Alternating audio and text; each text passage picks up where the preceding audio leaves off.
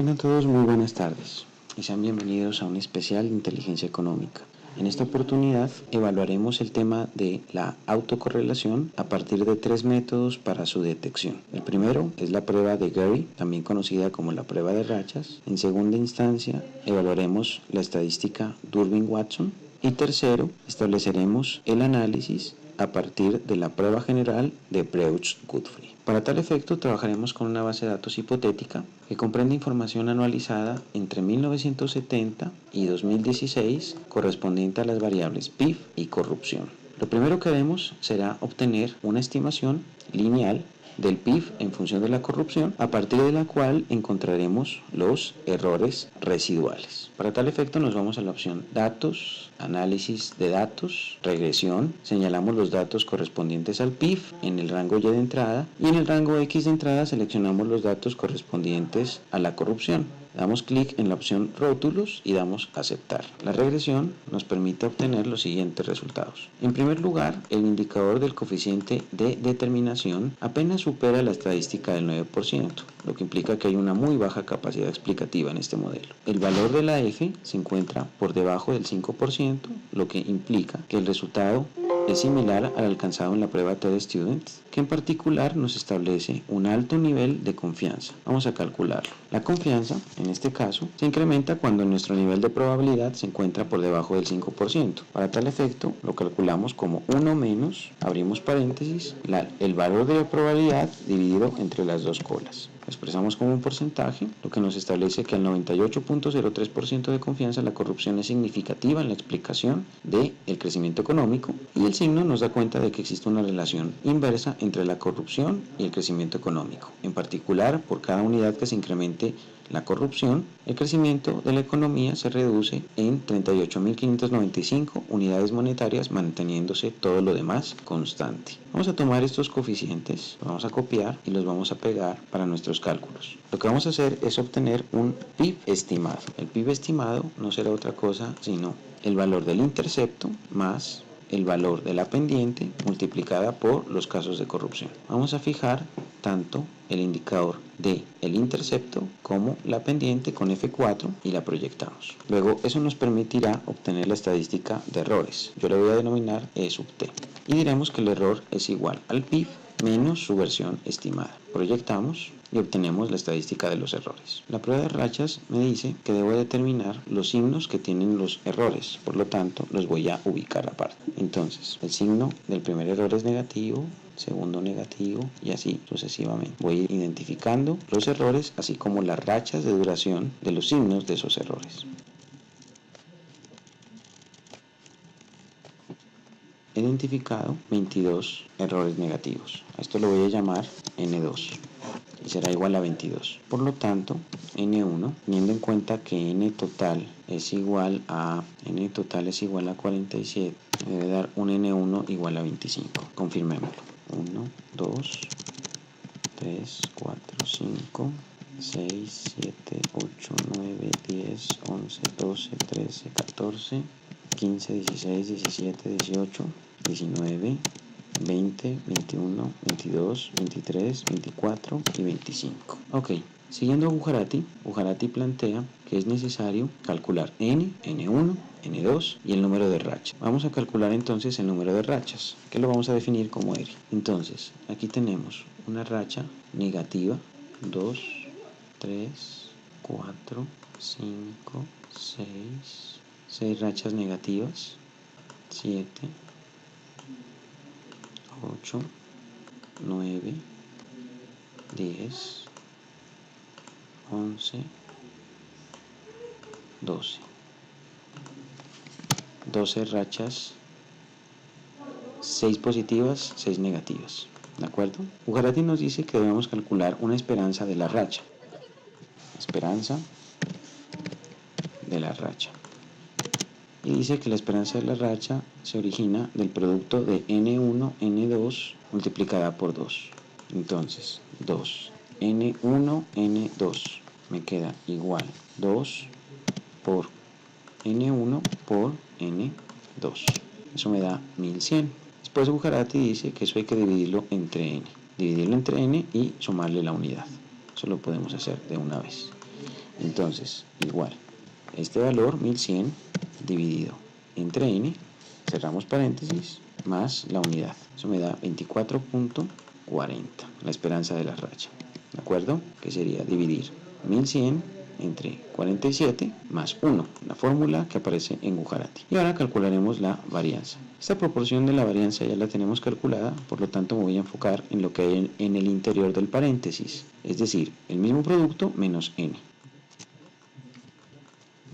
Por lo tanto, este valor será igual a 1100 menos n, que son 47, y me queda de 1053. Y después hay que multiplicarlo por 2, n1 por n2.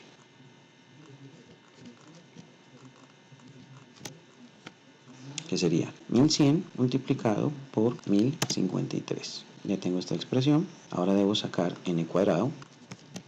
N cuadrado será 47 por 47. Y luego me dice Gujarati que debo multiplicarlo por n menos 1. N menos 1, que sería igual a 47 menos 1. Eso me da 46. Y debo multiplicar estos dos resultados. Por lo tanto, me quedaría 2209 por 46, dándome como resultado un valor de 101.614. Por lo tanto, la varianza sería la división. Varianza del término de racha sería igual a 1.158.300 dividido entre 101.614. Eso me da una estadística de 11.4, a la cual hay que sacarle la desviación estándar. Por lo tanto, la volatilidad de la racha será igual a la raíz de la varianza, lo que me da 3.38. Ahora debo calcular un límite inferior y debo calcular un límite superior, considerando que vamos a trabajar con una normal estandarizada al 95%, lo que me da 1,96. Por lo tanto, el límite superior sería la esperanza de la racha menos 1.96 multiplicado por la volatilidad. Para encontrar el valor superior, simplemente cambiamos la resta por una suma y encontramos el dato. La pregunta clave aquí es si esta racha de 12 se encuentra en el intervalo comprendido entre 17 y 31.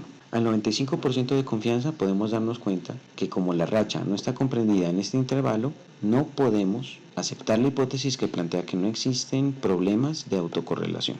Por lo tanto, nuestro test de rachas nos plantea que sí existen problemas de autocorrelación, toda vez que el indicador de la racha no cae dentro del intervalo establecido al 95% siguiendo una distribución normal estandarizada. El segundo método que vamos a utilizar partirá de lo siguiente. Vamos a eliminar toda esta información. Vamos a llevar el archivo de capacitación a IBIUS 10, le damos finalizar, tenemos nuestra base de datos, voy a estimar el modelo lineal que antes habíamos elaborado, PIB en función de corrupción, le damos a aceptar, esos son los resultados que ya habíamos evaluado. La prueba de Durbin-Watson nos plantea un estadístico D igual a 0.71. El estadístico D se obtiene a partir del siguiente cálculo. Tomamos los errores estimados del modelo, les quitamos el dato inmediatamente anterior, lo que implicaría la creación de una first difference que se eleva al cuadrado y se divide entre la sumatoria de los residuos al cuadrado. La relevancia de este cálculo reside en que la Durbin se ubique a lo largo y ancho de esta zona. De acuerdo con Goodrich, Durbin-Watson es igual a 2 veces 1 menos el coeficiente de autocorrelación.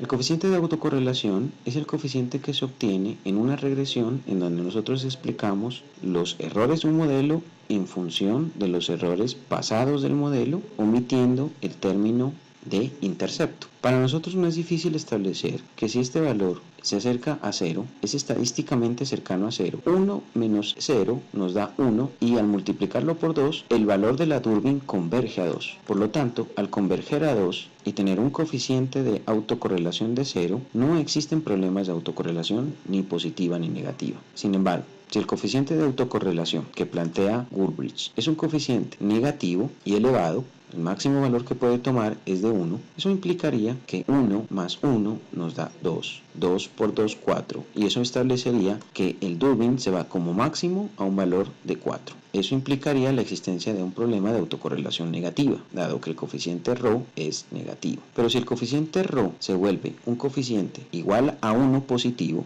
lo que tenemos en la ecuación 12.16 de Goodrich es que 1 menos 1 se nos vuelve 0, 0 multiplicado por 2 nos da 0 y la Durbin converge a 0. Por lo tanto, la distribución de Durbin comienza en 0 y termina en 4. Durbin y Watson desarrollaron unos valores mínimos y máximos a partir del tamaño de la muestra y del número de variables exógenas utilizadas en el modelo. A partir de ello se calcula la presencia de 5 zonas. Una primera zona en donde existe evidencia de autocorrelación positiva, dado que el coeficiente de autocorrelación es positivo. Una quinta zona donde el coeficiente de autocorrelación es negativo. En la primera zona tenemos que la Durbin está entre 0 y dl. En el último caso tenemos que la zona está entre 4 menos dl y 4 y tenemos unas zonas de indecisión que se encuentran entre dl y du y 4 menos du, 4 menos dl. La zona 3, que es la zona en donde nosotros aceptamos la hipótesis nula, es decir, aceptamos la hipótesis en la que se plantea que no existen problemas ni de autocorrelación positiva ni negativa de orden 1, es la zona 3, que implica un valor de una Durbin muy cercano a 2. Eso, repito, sucede cuando el valor del coeficiente de autocorrelación, o en este caso ρ, tiende a 0, hace que Durbin sea igual a 2. Un coeficiente de autocorrelación igual a 0 implica que los errores pasados no tienen efecto sobre los errores presentes, anulando de ese modo cualquier tipo de comportamiento sistémico entre los términos de error. El cálculo de la Durbin en este caso nos da de 0,71. Para tal efecto tenemos que revisar las tablas que nos originan los valores de la distribución en este caso. La tabla de Durbin-Watson al 5% de significancia establece, por un lado, K' como el número de variables exógenas del modelo y N como el número de observaciones. En nuestro caso, el modelo que hemos elaborado tiene un total de 47 observaciones. Lo más cercano que tenemos a esas 47 observaciones está entre 45 y 50. Vamos a tomar el valor de 45. El valor de L, en este caso, sería de 1.475, que repito, es lo más cercano que tenemos. El valor de la DU más cercano es 1.566, lo que implica que 4 menos DU nos da un valor de 2.434 y 4 menos DL nos da un valor de 2.525. Revisando el valor de Durbin-Watson de 0.71 está en la primera zona, más o menos por allí.